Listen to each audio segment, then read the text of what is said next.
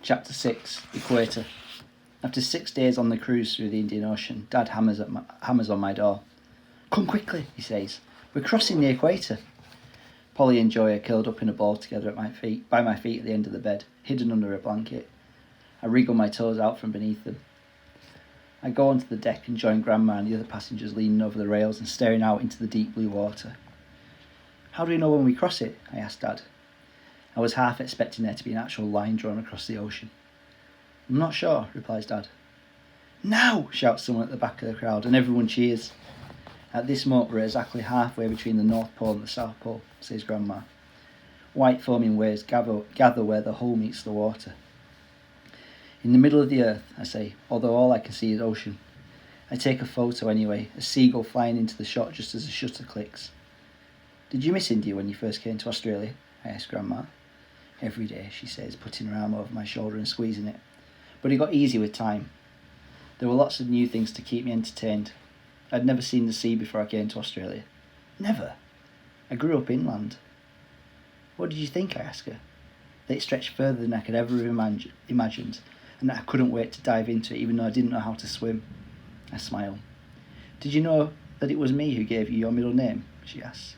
I shake my head. "No. My middle name is Sky, unusual, but I never questioned where it came from. I wanted you to remember that wherever you are in the world, you'll always be under the same sky as the people that love you." I smile. Sunlight catches the flecks of grey in my dad's dark hair and trim beard. As we walk down the stairs back to the cabin, I remember how he stopped caring about his appearance after Mum died. For months his hair was long and tangled and his beard thick and full. Inside Dad's room I open the door to the hallway leading to my bedroom, and Joey hops straight past me. "Wait," I say, and lunge to grab her. I must have left our bedroom door open as I rushed out to the deck earlier. I glance up to see Dad's mouth fall open as Joey hops in circles around him. With each bounce she springs herself upwards, getting faster and faster, her large eyes shining. "That's not ours," says Dad. There's a pause while he looks slowly around at us. "Is it?"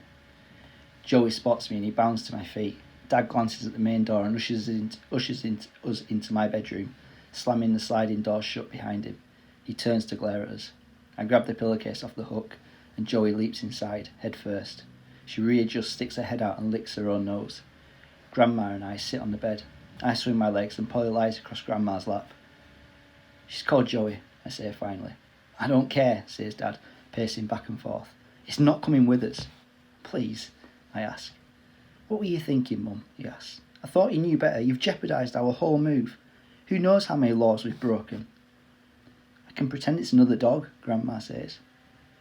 "We're sorry," I say. "Please, Dad, just this once. Can we keep her?" Joey leaps out the pillowcase, bounces towards him and licks his fingers. He pulls them away from her and she starts sucking on his shirt instead. Polly cocks her head and looks at Dad. She whines as if she wants Joey to stay with us too. Dad storms out of the cabin. "What do you think will happen now?" I ask Grandma, mixing Joey's milk in the bottle. "I don't know, dear. But I know what we're both thinking. If Dad tells anyone about Joey, they'll take her away."